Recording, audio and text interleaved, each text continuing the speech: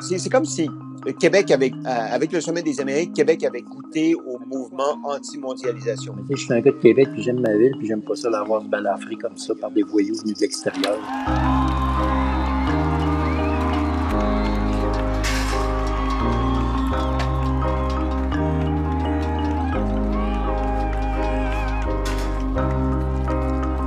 Alors nous, on est au coin, c'est Turnbull et René Lévesque.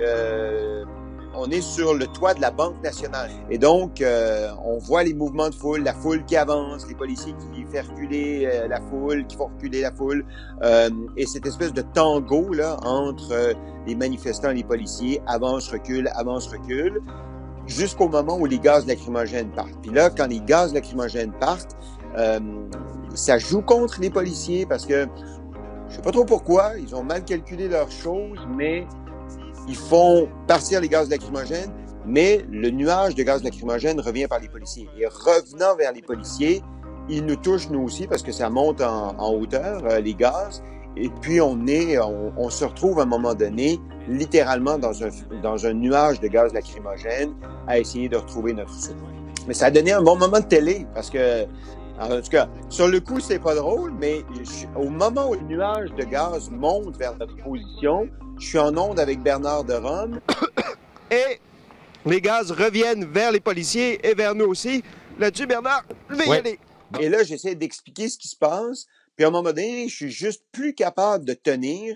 Et donc, je décide de m'en aller. Bon, ben merci, on vous retrouvera tantôt. Mais j'ai remarqué, regardez, c'est ça, hein, la vie.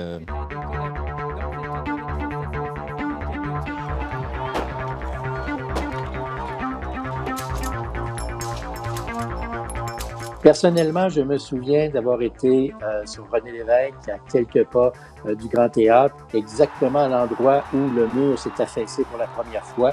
Je revois encore les manifestants qui étaient tous surpris d'eux-mêmes d'avoir réussi à faire cette percée-là. Et après ça, évidemment, ça a dégénéré. Et quand ça dégénère, ben ça dégénère. Et quand les bombes lacrymogènes commencent à sortir, et puis là, on est tous un peu étouffés par ça, c'est franchement désagréable. Il y avait eu le fameux cercle de sécurité, là, la zone de sécurité, avec le mur de sécurité de 4 km, puis là, ça, c'était quelque chose. Je crois que c'était une des premières fois qu'à travers le monde, on organisait un événement comme ça avec ce cerceau de sécurité qui entourait, qui enclavait l'endroit où les gens étaient.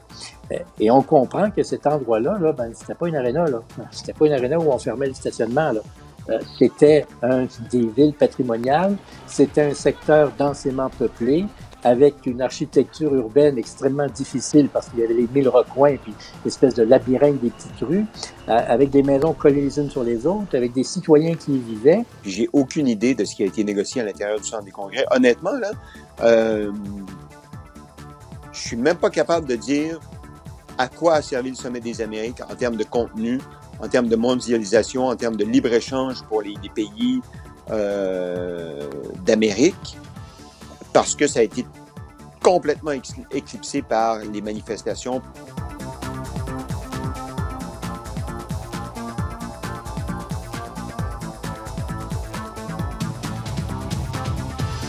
Voir ma ville qui a été comme ça, balafrée par des manifestations, par évidemment une réplique musclée de la police, puis tout ça, pour moi, c'est pas nécessairement un beau souvenir, malheureusement. Il y avait beaucoup de tensions dans l'air ce jour-là, en plus des gaz lacrymogènes, évidemment.